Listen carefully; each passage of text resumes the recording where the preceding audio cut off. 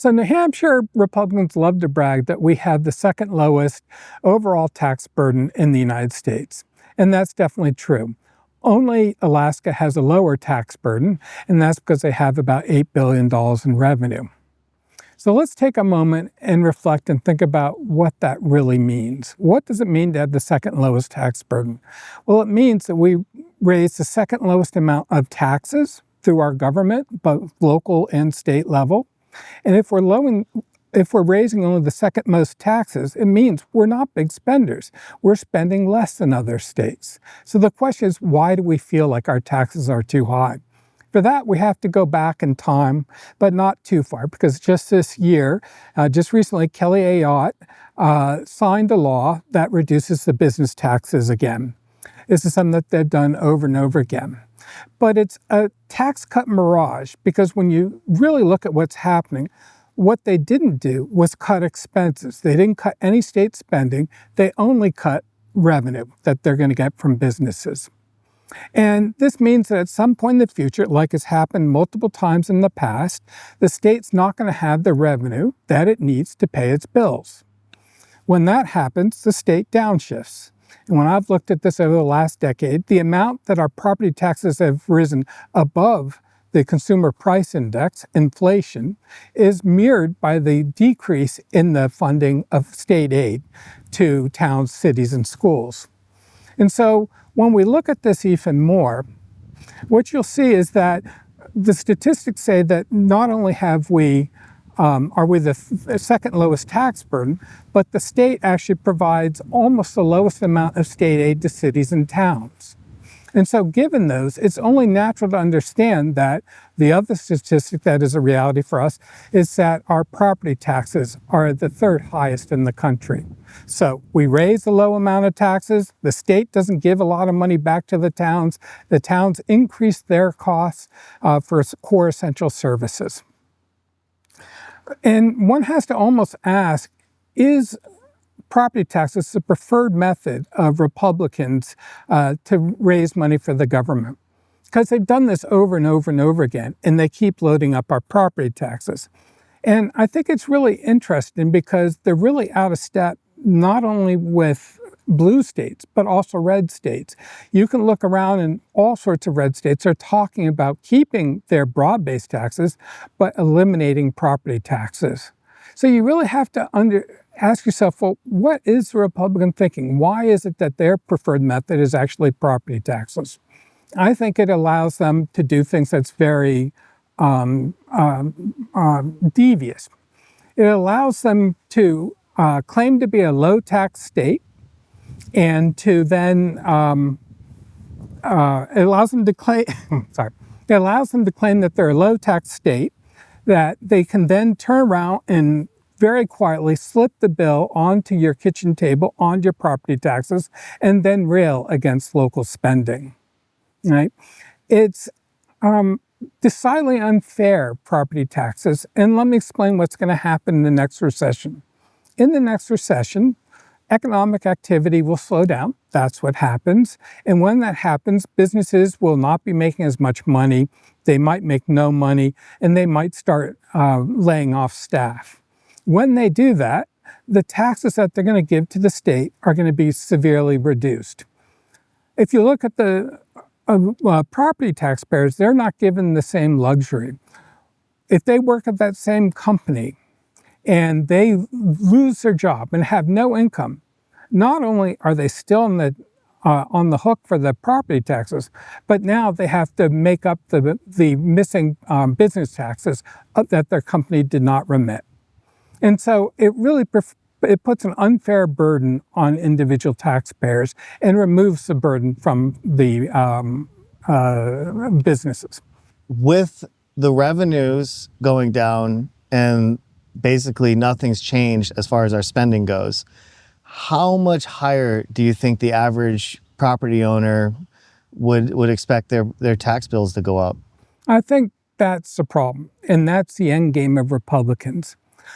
I used to publish in the New Hampshire Republican Facebook site, which is where all the legislators are.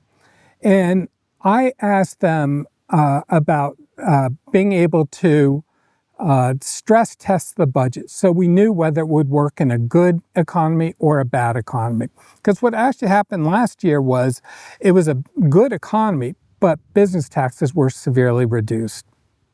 I'm sorry. Ask me your question again. How much would somebody expect their property taxes to continue growing from this point? I think the problem is that property tax owners can't afford to pay more. And so what happens in the next recession when businesses don't have the money or don't have the revenue, they're paying less in taxes, is that we're going to have a major shift. Let's talk about what happens in the next recession. What we can see is starting in the Great Recession, what happened was the state lost tax revenue.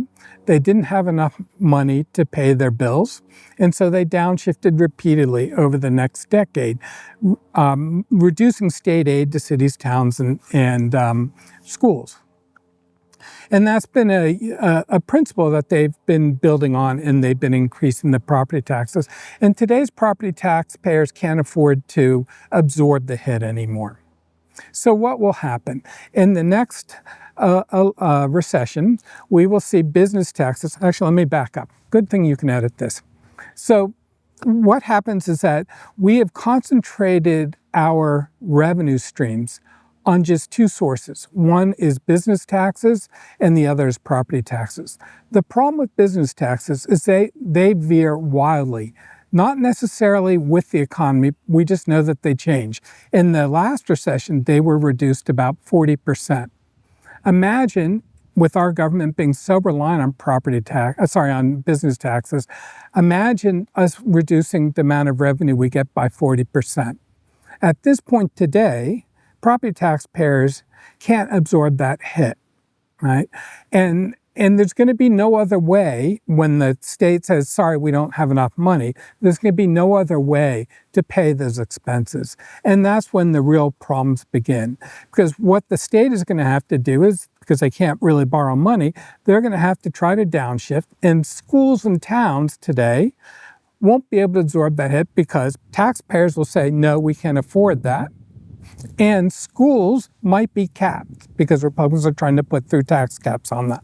When that happens, they have absolutely no ability to adapt, right? They have no ability, if it only rises with the level of inflation, the amount of money that they can request to run schools, they're going to be unable to raise funds to accommodate the missing revenue that we're getting from the state. At that point, schools have a terrible choice. It's really what to cut. And they're very limited in what they can cut because ultimately all they can really do is cut normal, regular education. They're legally required to provide much of the education that they're required today. So they're required to pay for special needs, transportation, a lot of things, but they won't be required to pay the regular classroom instruction. That's where we'll see the biggest hits. I don't think people truly understand the pain that's coming. And when I was writing the New Hampshire Republicans Facebook site, I said to them, we should really be looking at the revenue side of our budget for good times and bad to make sure it works in both. Because you can actually take steps to avoid pain later. So if you know you have a risky revenue side, you can increase the size of the rainy day fund, right? And that rainy day fund is essentially the state savings account for whatever happens. It could be a natural disaster comes along and reduces economic activity, we get less business taxes. It could be a recession that comes along and reduces business taxes. When you're doing NH Insights, because I know you're very involved with it and you do a lot with it, are you getting, a lot of, whether it's positive or negative feedback, are you getting a lot of feedback? And then the second part of that question, and I'll ask it again if you forget, but what are you receiving the most feedback on? Is it the school stuff? Is it the property tax stuff? Is it other stuff? It's actually interesting. It's hard to predict what's going to drive comments. And I've almost stopped really working on that. For me, schools definitely are a hot button issue for people. And I think I think a lot of what really drives I do a lot of talks or write a lot of posts that are more thinking posts, and then there's some that are going to be more reactionary. I actually prefer the thinking posts. And so I think what's really brought people to me more recently is my talk about schools. Really helping schools understand that they need to be in the conversation. Because right now, if I look in Barrington, what happened, for the longest time, schools got about their budget got approved by the town by about 70% to 30% voting against it. The town, on the other hand, only got 60% of the vote.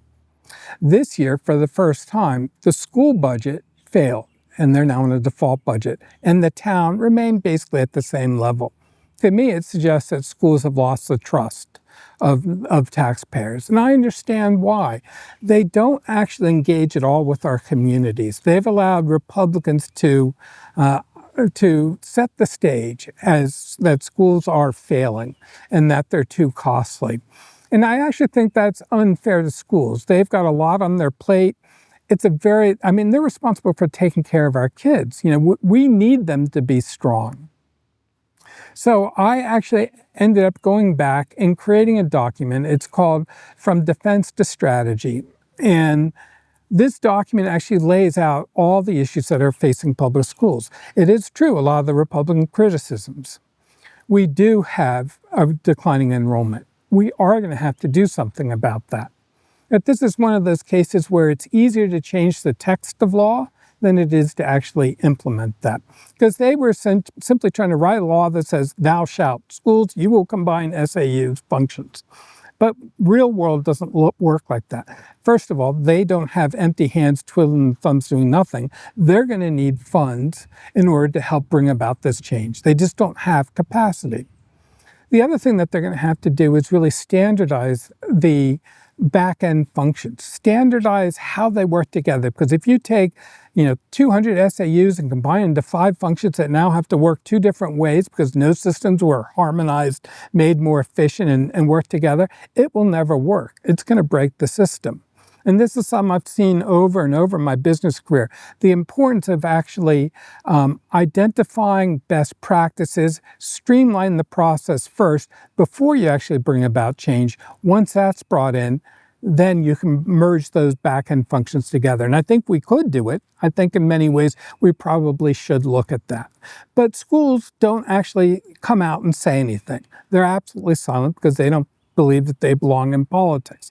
And I would say it shouldn't be wrong to talk about the value that schools bring to our economy and to our state. And it's really important because we're the second oldest state in the country, our population, and we're growing faster than every other state.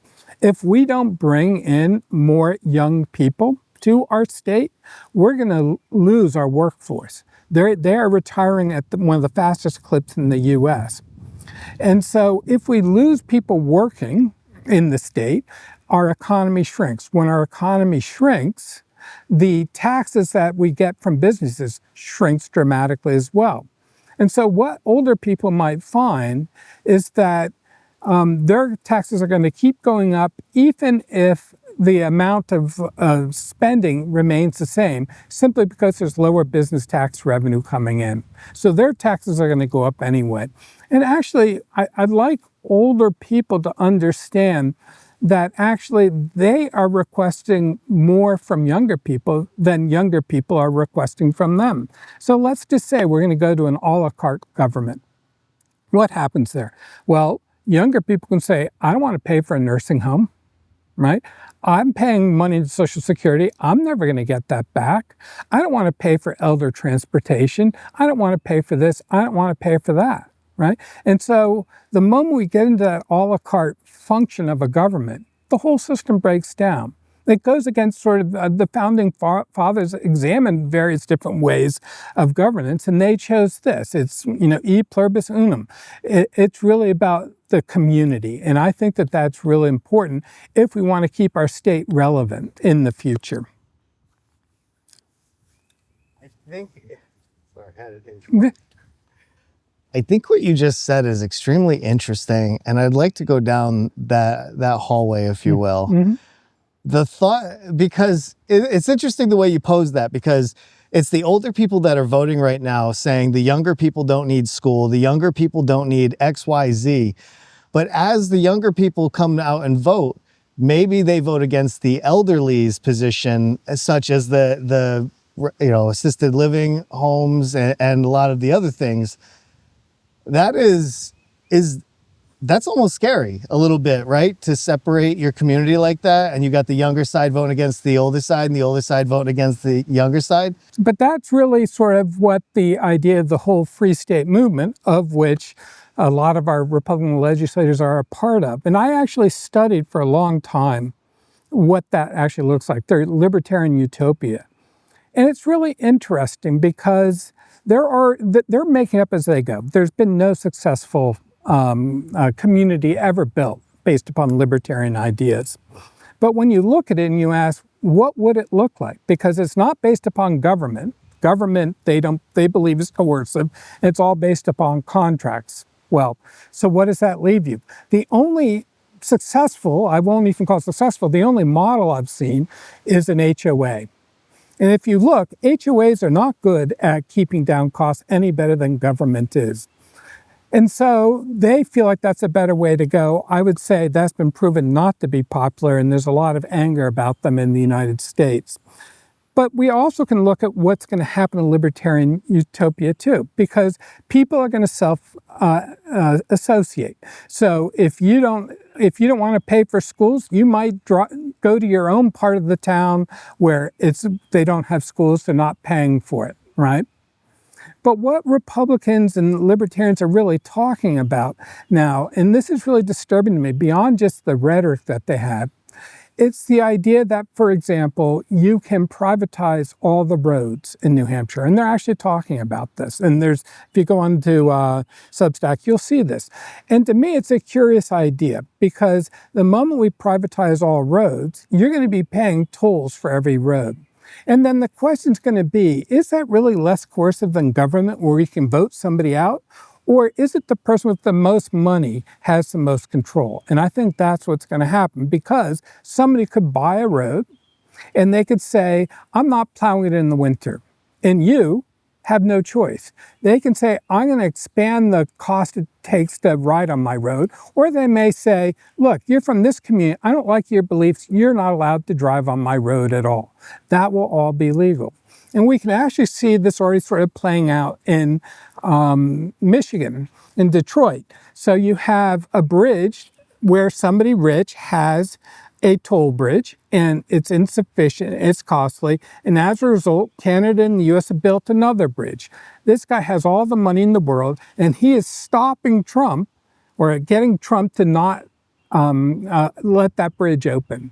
So it's actually costing people more, and that's the problem. As you give people with money more power, they're going to assume that power. And so I really don't understand the libertarian idea that you're going to have all this power. What you're really going to need is a lawyer, because you're going to have to negotiate, and this is something that Travis Cochran has said. You have to negotiate your below ground rights. You have to negotiate your surface level rights. You're going to have to negotiate about your air rights and all these different rights. And so it's really a libertarian utopia. It's really a lawyer utopia. And I just simply don't think it works. I mean, that could be devastating to our communities, having to live underneath that kind of rule. Thinking about living underneath corporate rule is very scary. I don't think New Hampshire is made for that. That is, oof. That's a lot to digest. Yeah. How do we prevent that? Is just by electing people that will legislate it away? Yeah. So here's my fear in the next recession. So if you look last year, as I said before, the business taxes generated much fewer revenues than we expected. And it had done that for 2 years, even though last year was a banner year in many ways economically. What happened was because we reduced the level of business taxes we received, the legislature actually took about 25% of the rainy day fund out just to pay for them to make up for the loss in business taxes. This is really critical because it gives you a sense of what would happen, the magnitude in the next recession.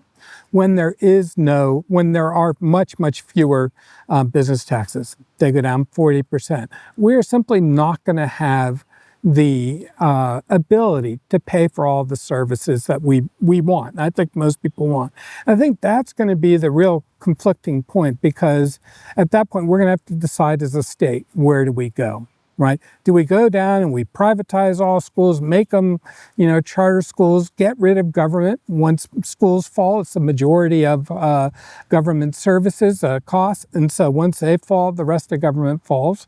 Or do we go down another path? The problem is, to go down another path is going to take time and a lot of effort. And I don't know that it will have time to do that. My goal actually today would be to bring back the interest and dividends tax and target specifically to the rainy day fund. So we build up a reserve capacity. So as we lose what I estimate could be as much as $400 million in revenue from the state has a bigger savings account they can go grab and use that money. And that's going to help limit the scope of damage.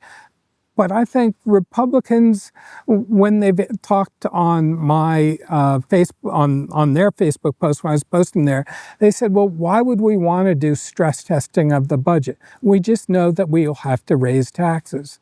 I believe they understand exactly what's happening. I believe this is why, if you look at the Free State community, they're almost giddy. I think they feel that this is inevitable. We're going to go to their libertarian utopia. Can we stop it? I'm not sure. But I don't believe that that's a way that anybody in this state wants to go. And once we do receive it, let's say that we do get rid of public schools. We live in a marketplace of states. States are competing against each other. It is deep red states like Tennessee, let's start with Mississippi, the Mississippi Miracle, improving public education, funding it to a higher level. How about Tennessee providing the last mile of education funding for colleges, right? Red states understand that they need to have a solid workforce that can support their businesses coming in. If New Hampshire goes to the point where we don't have public education, what's going to happen? A lot of people's kids are going to decide not to move here. When we don't have children moving here, we're not going to have a solid workforce that we need to maintain our standard of living here. I worry that we're going to become sort of the West Virginia of the North, right? Because it will be the one state that is within the whole Northeast that's essentially doesn't have public services. It makes no sense. I have one last question, because I think this is on a lot of people's minds. We see at the national level, people talking about how long will it take to recover from what's already happened. And here in New Hampshire, so much has happened in our very small state. Do you think it's too late to fix it? I mean, now without any kind of bumps, or are we on a path already that it's going to take potentially years to come back and right all these wrongs? We are on a default path right now. Democrats, Andrew Volitsky suggested that we actually bring in a income tax, 3-3 tax. The problem with this is that it's going to take about 3 years to make that come to life. You have to first develop all the rules and regulations. You then have to build a whole new computer system to accept that form of taxes, right? You're going to have to then write that computer system. You're going to have to staff a help desk for people to call. It's going to take 3 years minimum to get done. And so what people have to understand is it's not a quick solution, right? And there's going to be an intervening election in any case. So Democrats might want to go down that path, but they're not actually going to be able to complete that path without going through an election. And unless they brought along the electorate, the voters, we're not going to have that consensus that we need to actually make that into true law. That's why I think, going back and turning on the interest and dividends tax, it's already there. We have all the knowledge. You just flick a switch in the computer system and it's on. And if we dedicate it solely to refilling the rainy day fund, I think that provides a level of resilience, but it's not full resilience. Time will tell where we go. I love that answer. It's everybody thinks that, you know, the sales tax and the income tax will save us, and I just don't believe that. Yeah, it's interesting. So I look at Republicans on the one hand, where it's easy just to change the text of the law, right? They say we're going to combine SAUs.